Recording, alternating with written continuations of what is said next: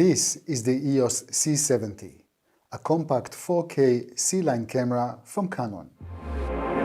This is a CineD Gear News video. Hi guys, I'm Johnny from CineD and I'm here with Aron from Canon. Aron, how are you? Hi Johnny, I'm good. How are you doing? I'm very fine, thank you very much. And you just announced a new camera, and this is the C70. Indeed we have. And I've got it right here. That looks very nice and that looks actually very small. Tell me in a nutshell a little bit about the camera, and then we will dive into specifications and use cases. But first, what it's all about. So this is the C70. It's the first cinema EOS camera with an RF mount. It's also lightweight and compact like a mirrorless or DSLR camera, but it has all of the professional features you would expect from a cinema EOS camera, like ND filters, XLRs, time code, 16 stops dynamic range. It's a very small and mighty camera, and we think a lot of people are going to be very excited about it. So just to put things into perspective, within your EOS line, that will be the entry level. Is it replacing the C100 Mark II, or it will coexist? So this camera is not replacing any cameras. It sits between the C100 Mark II and the C200. However, on its own, it's quite unique. Because it's got a new form factor and it's been designed from the ground up, it kind of bridges our mirrorless and DSLR with the world of cinema EOS. But it doesn't replace anything that we currently have available. Okay, so you actually put a lot of technology into this, into a very compact body. And I have to say, it looks quite amazing. First of all, not that people are mistaken, this is an APS-C camera. Am I right? It's a super 35mm cinema camera. And you said it's a RF mount. This is the first one. What happened? Why are you changing? So there's a host of benefits that come with the RF mount. Much higher image quality, faster autofocus, more efficient image stabilization, and a lot more things for filmmakers in particular. So we also have a user customizable lens ring, which allows you to also control iris, ISO, and white balance, which is a much more intuitive and natural way of adjusting the image on the fly. So there's a lot of advantages with RF lenses. However, the beautiful part of the RF mount is that it doesn't leave any EF lenses behind. It has full compatibility with our extensive range of EF lenses. And how would you achieve this? So we already have mount adapters available for our EOS R series of cameras, but today we're also announcing a 0.71 times mount adapter, which allows you to use not only all of the EF lenses, but maintain full frame angle of view and get an additional stop of light transmission through the adapter. Okay, so it's like your own booster in a way. Yeah, kind of. And what's really good about this though is it gives full support for the dual pixel autofocus and the metadata through Canon lenses. And that extra stop of light is really useful in low light environments. So combining that with the 16 stops of dynamic range you get from the DGO sensor, this camera is giving you exceptional image quality in low light. When it comes to resolution, you chose to limit it for 4K and not to go beyond. Why is that? Well, when you look at the industry today, 4K resolution is still the standard for capturing and delivering, with many deliverables still being in 2K and Full HD. Actually, if you look at the Academy Award nominations for 2020, more than 50% of those movies are shot in 4K resolution or below. The remainder is a split between 35mm film and resolutions beyond 4K. So to us, beyond 4K is a niche that is more of a luxury for high-end production. But this is a camera for entry-level cinema EOS, and we believe 4K resolution is more than sufficient. When it comes to frame rates, in 4K, up to how much I can crank up? So we can record 4K 120 frames per second with this camera with no crop, or you can go into Super 16 mode where you can go up to 180 frames per second. So obviously this is cropped. Yes, at 2K resolution. everything is 10-bit. So you can record 422 10-bit in XFAVC and HEVC on this camera. Of course, you can also record 420 8-bit or even 420 10-bit in this camera at up to bit rates up to 410 megabits a second. And if I would like to record externally, I see that you equipped the camera with a large HDMI, which is really great. Yep, so we've got a full-size HDMI port on the side, which is giving you a clean 422 10-bit output. So just to be clear, there is no RAW support like internal here. This is all your own codec. Yes, so we have Canon's XFAVC codec in here, which we believe is very reliable and robust format. It's been in the industry for about 5 years now, and it's getting a lot of it's gathered a lot of support on many third-party editing softwares and workflows.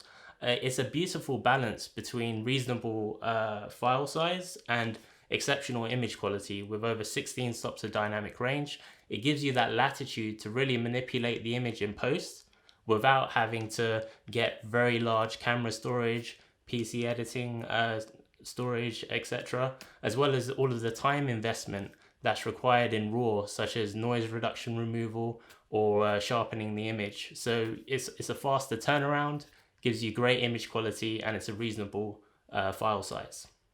A lot of positive marketing here, which is fine. After all, you are the manufacturer. But for now, I just want to stick more into facts. And you decided to equip the camera with 2 SD cards slots. Of course, SDs are still very, very common. And in order to fulfill those, let's say 4K 120 frames per second, what type of cards do you need?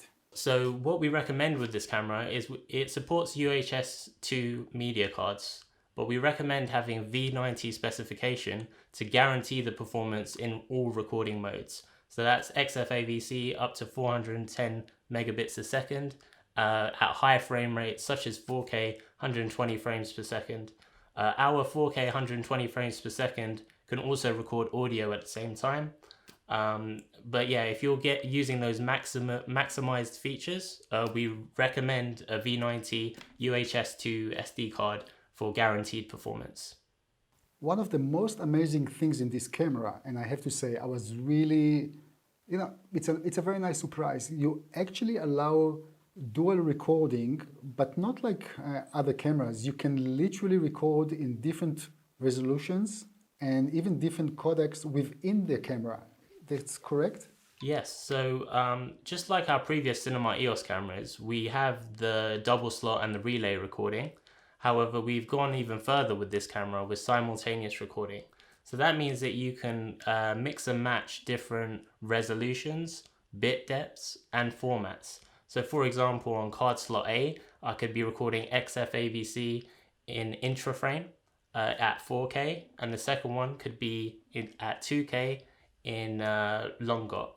So you can fine tune and adjust the recording settings for the workflow that matches your needs, or perhaps you're delivering production dailies for a certain platform that needs a specific resolution or format, and it gives you that flexibility.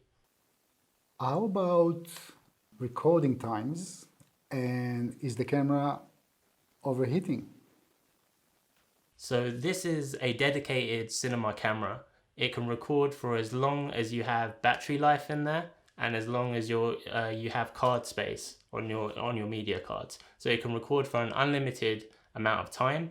It has an inbuilt cooling system. It doesn't matter if you're recording 4K 60, 4K 120, or 2K 180 frames per second. The camera will continue recording as long as you have storage space and battery life.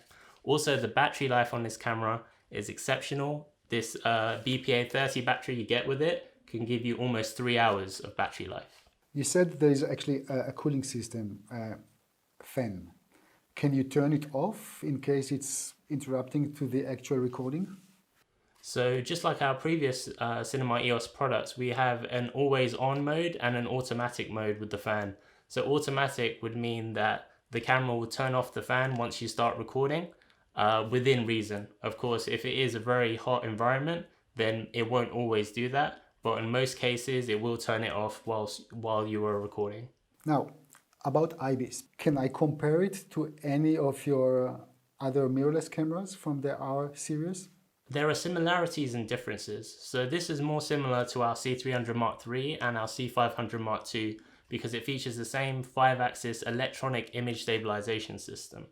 It is similar to other cameras such as our mirrorless in the sense that we have combination image stabilization, which means Canon lenses, the optical image stabilization of Canon lenses can work with the in-body stabilization. So when you have two of those connected together, they're not just compatible with each other. 2 axes of movement can be handled by the lens and 3 axes by the body, and that gives you the most optimum results. So when engaging the electronic IBIS, is there a certain crop? Yes, so there's a 10% crop on the 4K sensor when using electronic image stabilization. So this brings me to the next thing. Actually, it's a nice feature in such a small body, and you have a built-in ND filter. Yes. It's amazing. In such a small format camera, we've got the same 10 stops of ND in here you would get from any other Cinema EOS camera. And we've redesigned that mechanism so it can be really slim and fit inside there and still be motorized. What else? We covered the IBIS, we covered autofocus. Is that the same autofocus, dual autofocus that you have everywhere, or something is kind of enhanced? This camera features the same Canon's dual pixel CMOS autofocus that we've become renowned for now. It's people love its accuracy, its response, its face detection. However, we have taken it to a new level with this camera by implementing something called intelligent tracking and recognition. So what this system does is it enhances the face detection on the camera. So if you've used a previous Cinema EOS product, you may have realized that when somebody looks away from the camera, or it could be just their side profile, it no longer detects them as a face. But now with intelligent tracking, it doesn't matter where somebody looks. Once it's seen a face, that person can do 180 degrees and have their back to the camera. It will still know that that's a human being and lock onto their head. So that's taking a system that's already so accurate and reliable and allowing filmmakers to put even more trust into it. Nice. So like with any other camera, nothing is perfect in life, and there are small shortcomings. One of those, for example, you don't have any SDI connectors with that camera. Why did you choose to kind of not include it? So this is an entry-level Cinema EOS camera that's designed for solo shooters, independent filmmakers in very small crews. We do have a full-size HDMI output here, which we believe will be sufficient for people who want to monitor the image on a larger monitor. However, SDI interfaces, they tend to be for bigger productions where the image needs to be routed not only to the camera team, but also to the video village, the DIT, etc. And that's an interface that will allow you to daisy chain it quite easily.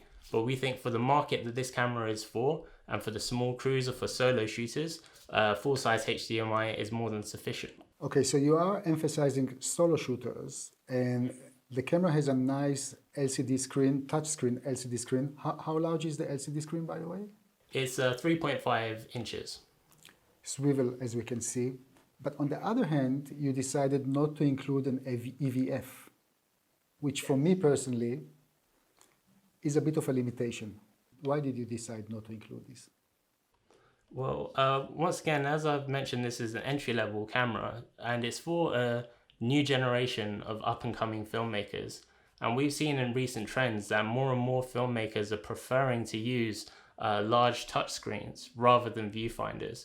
So we've put a lot of detail into this touchscreen, in fact. We've made it more responsive than previous generation products, and we've also designed a new user interface from scratch for people who prefer to use the touchscreen rather than customizable buttons or the joystick, giving you even more flexibility.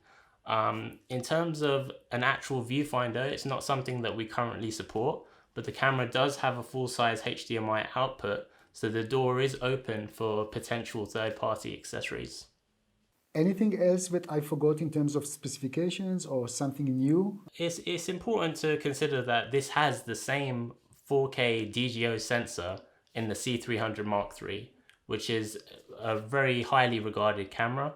And we don't want people to think that just because this is small and that it's an entry-level Cinema EOS camera, that they're not going to get the same high fidelity image quality that you'll get out of a camera like that. So the way that I like to look at it is that this is a small, mighty camera with very little to compromise, especially in terms of its performance. Of course, it's very small, so as you mentioned, there isn't a viewfinder or an SDI, but when it comes to the actual image quality you're getting out of this, nobody's going to tell the difference whether you were shooting it on the C300 Mark III or this camera. And that's what makes it a perfect B camera for a production camera like that. What type of Canon C-Log the camera will have? It supports Canon Log 2 and 3.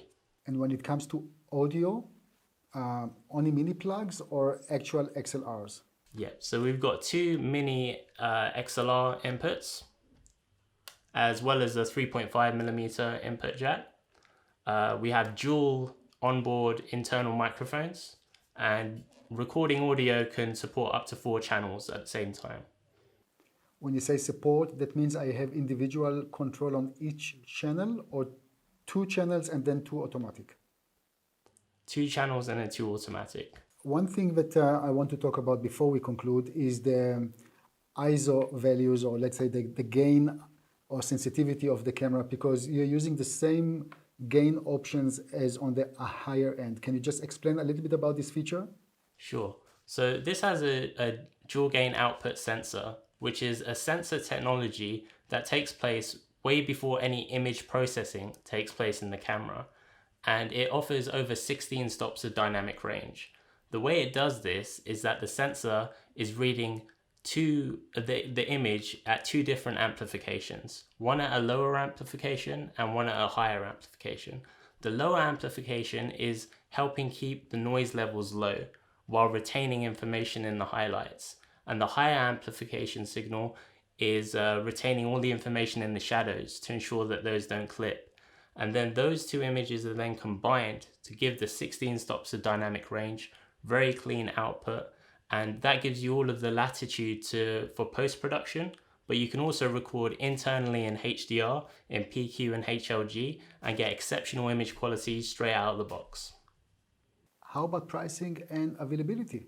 So the camera will be going for €4,500 excluding VAT, and it will be available later this year. You know what is the issue?